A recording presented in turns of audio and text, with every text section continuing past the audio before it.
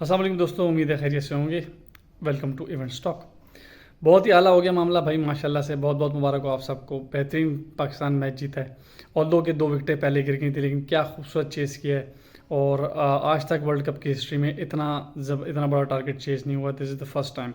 बहुत ही ज़बरदस्त मामला हो गया। बेहतरीन रिजवान ने जो है ना वो खेला और शुरुआत ज़ाहिर है अब्दुल्ला शफीक ने दी थी। बहुत ही खूबसूरत मैच, ज़बरदस्त मज़ा आ गया।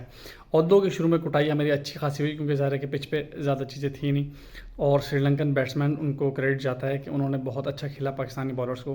ज़ाहिर है कि शाहीन को खेलना, हसन अली को खेलना, ख़ासतौर पे शाहीन है और हारिस रऊफ़ है, अच्छी पेस है उनकी, उन्होंने बहुत अच्छा खेला। और पाकिस्तानी स्पिनर्स को भी बहुत अच्छी तरह ठुकाई की, ज़बरदस्त। और उनको क्रेडिट जाता है ज़ाहिर है। तो बहुत अच्छा टारगेट उन्होंने सेट किया था। वो बिल्कुल इस इरादे से आए थे कि वो 400 करेंगे, लेकिन आखिर में माशाल्लाह से पाकिस्तानी बॉलर्स ने कमबैक किया, ख़ास तौर पे पाकिस्तानी पेसर्स ने। और आखिर में कुछ नहीं हो तो 30 से 40 रन आराम से और बन सकते थे, रोकें।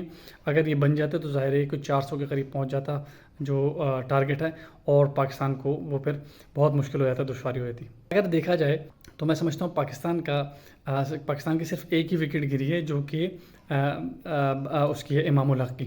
बाकी अगर आप देखें बाबर आजम अपनी गलती से आउट हुए।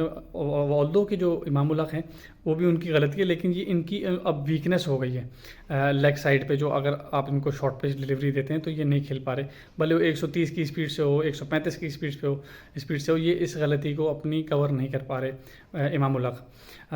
बहुत अच्छा मैच जीता है, लेकिन आपको इसमें से ऐसी चीज़ें देखनी पड़ेंगी जो कि आपके फ़ायदे की हैं, जिसको आप आगे जाके ओवरकम करें।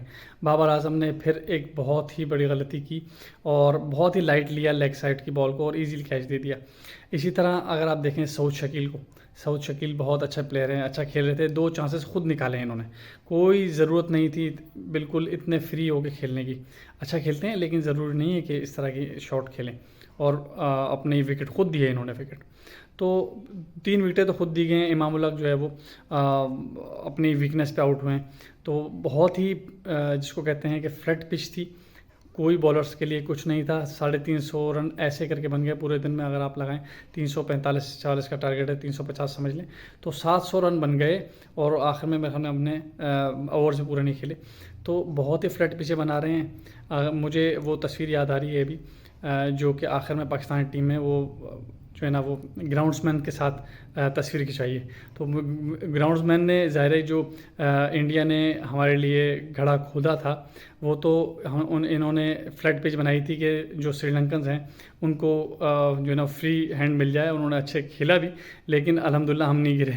और देखते हैं, खुदा करे कि हम ये लोग गिर जाएं किसी दिन इंडियंस।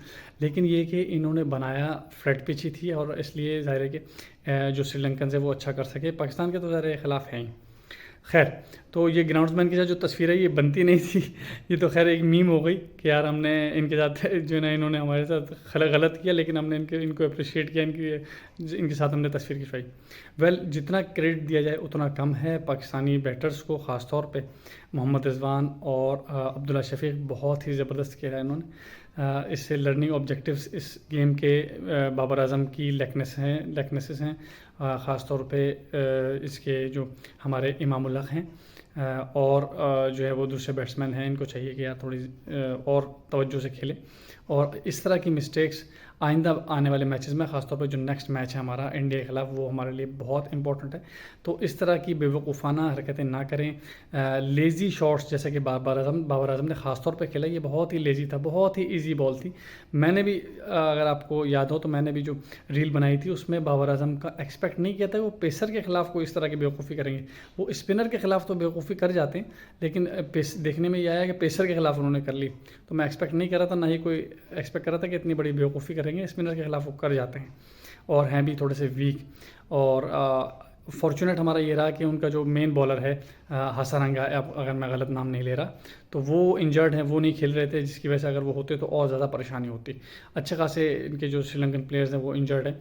और सही बात यह कि श्रीलंका को अच्छा खासा क्रेडिट जाता है। वो जिन हालात में श्रीलंका की इस वक्त इकनॉमी है, जिस हालात में उनकी ओवरऑल पोजीशन है, उनकी टीम की पोजीशन है, کچھ تنازعات چل رہے ہیں ان کے. ایک کرکٹر کا آپ نے یقیناً سنا ہوگا کہ آسٹریلیا سے جو ہے نا ان کو ابھی کلیئر ہو کے آئے ہیں وہ ایک کیس میں, وہاں سے وہ باعزت بری ہو گئے. لیکن ان معاملات میں چل رہے ہیں, 3-4 انجریز ہوئی ہوئی ہیں اچھے بڑے پلیئرس کی ان کی.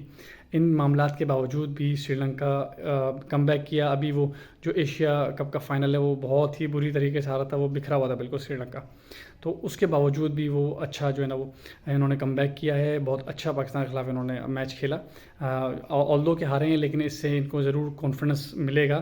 300-350 رن کرنا آسان نہیں ہوتا ان کے بیٹرس کو.